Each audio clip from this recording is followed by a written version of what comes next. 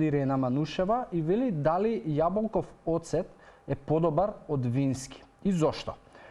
Ирена, прво нема подобар од јаболков и вински. Иако некако повеќе читаме за јаболков оцет, особено со тоа што нели фастинг, интермитент фастинг како начин на исхрана кој што е се уште доста актуелен, често и го промовира јаболков оцет како како начин како да го прекинеш ти постењето и се промовира да се консумира. И двата продукти се добри, и винскиот и јаболков, и за нив и за двата постојат доста научни истражувања кои што зборуваат за бенефициите. Еден од најдобрите бенефиции на винскиот оцет е тоа што доколку се консумира како дел од оброкот или пред самиот оброк, придонесува за 64% по намалување на нивоата на шекер во крв. И некаде за 30% ја подобрува сензитивноста на инсулин. Што тоа значи? Тоа значи дека луѓе кои што имаат инсулинска резистенција, луѓе кои што се борат со диабет тип 2, може да навистина им придонесе за поквалитетен живот.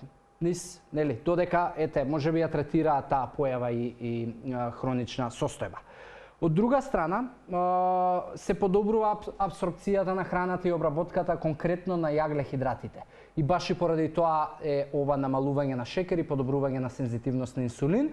Јаболков оцет од друга страна, самиот по себе процесот на правење, да речеме од јаболката нели се создава алкохол, па од алкохолот се вметнуваат добри бактерии кои што создаваат оцетна киселина и се создава јаболковиот оцет, и доколку се смета, доколку остане нефилтриран со таа негова заматеност и замагленост, се смета дека ќе успееш да ги консумирајќи јаболков оцет да внесеш во твоето тело и добри пријателски бактерии кои што се од супер и голема важност за дигестивниот систем.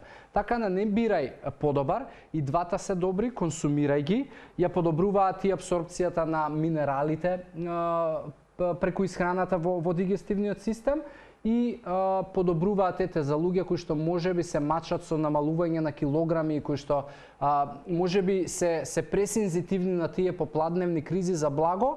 Баш можеби оваа стратегија на вметнување на јаболков или вински оцет во нивните оброци, салати и така натаму ќе помогне да се намалат тие потреби. Но во никој случај, затоа што сум среќавал и среќавам такви трендови и написи, во никој случај немој да очекуваш дека пиејќи јаболков оцет ќе слабееш. Значи, не постои продукт што слабее, иако често забележувам дека многу луѓе знаат од сабајле нели да пијат дали јаболков оцет, топла вода со ѓумбир, со лимон и така натаму, затоа што прочитале дека топи масти и слабее. Тоа е огромна глупост, нема никаква научна основа и не е точно. Значи, тоа не е вистина. Така да, тоа се моите насоки околу јаболков и вински оцет.